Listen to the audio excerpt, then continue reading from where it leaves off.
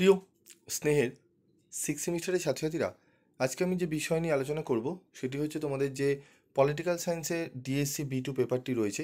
এই পেপার থেকে আমি তোমাদের আজকে একটি মক টেস্ট পেপার বা মডেল প্র্যাকটিস সেট তোমরা বলতে পারো, পেপার নিয়ে আলোচনা করব, যেটি তোমাদের প্র্যাকটিস করলে আশা করি তোমরা অনেকটাই উপকৃত হবে। যেমন তোমাদের বাংলায় আমি দিয়েছিলাম, এডুকেশনও দিয়েছিলাম, তোমরা জানো সেখান থেকে কিন্তু প্রায় 90% উপরে কিন্তু মক টেস্ট পেপার থেকেই কমন এসছে। তো আশা করি তোমাদের এই মক টেস্টটিও তোমাদের সেরকমই একটি পরীক্ষা ভালো করে দেবে। প্রশ্নগুলো যেগুলো এখানে নির্বাচন করা হয়েছে সেই প্রশ্নগুলো ভালো করে তোমরা প্র্যাকটিস করে গেলে আশা করি তোমরা অনেকটাই উপকৃত হবে। তো চলো কথা না বাড়িয়ে চলে আসি মূল আলোচনায়। তো দেখো, নিম্নলিখিত প্রশ্নগুলির উত্তর লেখো। প্রথম 1 নম্বরে 15টি প্রশ্ন থাকবে। তো দেখে নাও, কোন অর্থে মানবাধিকার একটি সর্বজনীন ধারণা?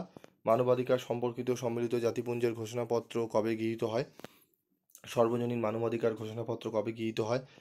ঠিক আছে, তারপর রয়েছে হেলসিঙ্কি ঘোষণাপত্রের মূল বিষয় কী ছিল? গণহত্যা কী? জাতীয় মানবাধিকার কমিশন কবে গঠিত হয়? আন্তর্জাতিক মানবাধিকার দিবস কবে পালিত হয়? ইংল্যান্ডে মহাসনদ কবে গৃহীত হয়? ভিয়েনা ঘোষণাপত্রটি কী? জাতীয় মানবাধিকার কমিশন কবে গঠিত হয়? কোন বছর ভারতের মানবাধিকার সুরক্ষা আইন প্রণীত হয়?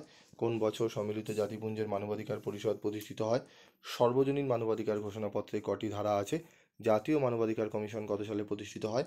ভারতীয় মহিলাদের মানবাধিকার রক্ষায় প্রণীত একটি আইনের উল্লেখ করো। জাতীয় মানবাধিকার কমিশনের সদস্য সংখ্যা কত? রাজ্য মানবাধিকার কমিশনের সদস্যদের কে নিয়োগ করেন? ঠিক আছে, UNCHR এর পূর্ণ রূপটি লেখো। দ্য ল অফ পিপলস গ্রন্থের লেখক কে? তো এই প্রশ্নগুলো যেগুলো এখানে দেওয়া হয়েছে, এই প্রশ্নগুলো একটু ভালো করে তোমরা করে নেবে। 1 নম্বরের প্রশ্নগুলো এখানে খুব বাছাই করে নির্বাচন করা হয়েছে। তারপর দেখো, রয়েছে আমাদের মডেল 1 থেকে 100 শব্দের মধ্যে 10 নম্বরের একটি প্রশ্ন আমাদের করতে হবে। তার জন্য যে প্রশ্নগুলো এখানে প্র্যাকটিস করবে সেটি হচ্ছে, মানব সভ্যতার ইতিহাসে মানবাধিকারের বিবর্তন আলোচনা করো। জাতিপুঞ্জের মানবাধিকার কমিশনের ভূমিকা ব্যাখ্যা করো। মানবাধিকার সুরক্ষায় সম্মিলিত জাতিপুঞ্জের ব্যর্থতার কারণগুলি কী কী? এখানে এই 3টে প্রশ্ন দেওয়া রয়েছে 10 নম্বরে। এই 3টে প্রশ্ন ভালো করে রেডি করে নিও।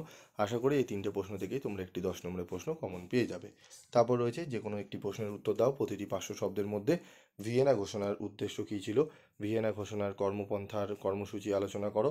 মানবাধিকার রক্ষায় সম্মিলিত জাতিপুঞ্জের সনদের গুরুত্ব ব্যাখ্যা করো। সর্বজনীন মানবাধিকার ঘোষণার দলিলটি পর্যালোচনা করো। তো এখানেও আমি 3টে প্রশ্ন তোমাদের রাখা হয়েছে। এই 3টে প্রশ্ন করলে আশা করি এখান থেকেও তোমরা একটি 15 নম্বরের প্রশ্ন কমন পেয়ে যাবে। তারপর রয়েছে, দেখো, যে কোনো একটি প্রশ্নের উত্তর দাও প্রতিটি 100 শব্দের মধ্যে। রাজ্য মানবাধিকার কমিশনের কার্যাবলী আলোচনা করো। ভারতীয় সংবিধানের শাসনতান্ত্রিক প্রতিবিধানের অধিকার আলোচনা করো। রাজ্য মানবাধিকার কমিশনের গঠন ও কার্যাবলী আলোচনা করো। যে কোনো একটি প্রশ্নের উত্তর দাও প্রতিটি 500 শব্দের মধ্যে। ভারতের জাতীয় মানবাধিকার কমিশনের গঠন ও কার্যাবলী আলোচনা করো। ভারতীয় সমাজে শিশুদের মানবাধিকার লঙ্ঘনের সমস্যাগুলি উল্লেখ করো। তো এখানেও তোমাদের 10 নম্বরের মডেল 1 থেকে 3টি 10 নম্বরের প্রশ্ন রাখা হয়েছে এবং 15 নম্বরে 2টি প্রশ্ন রাখা হয়েছে। এই যে মডেল প্র্যাকটিস সেটটি তোমরা দেখলে, এই মডেল প্র্যাকটিস সেটটি খুব ভালো করে তোমরা করে যেও এবং অবশ্যই লাস্ট মিনিটের সাজেশনটিও দেখে নেবে। তো এই দুটো যদি করে যাও, একদম তোমাদের নিশ্চিন্ত থাকো, তোমাদের ডিএসসি B2 পেপার পলিটিক্যাল সায়েন্সের খুব খুব ভালো পরীক্ষা তোমাদের হবে। যেরকম তোমাদের প্রিভিয়াস পরীক্ষাগুলো তোমাদের কমন এসেছিলো, সেরকমই এই পেপারটিও 100% কমন তোমরা পেয়ে যাবে। তো আজকের মতো ভিডিওটি শেষ করছি। দেখা হচ্ছে পরবর্তী ভিডিওতে। সকলে ভালো থাকবে, সুস্থ থাকবে।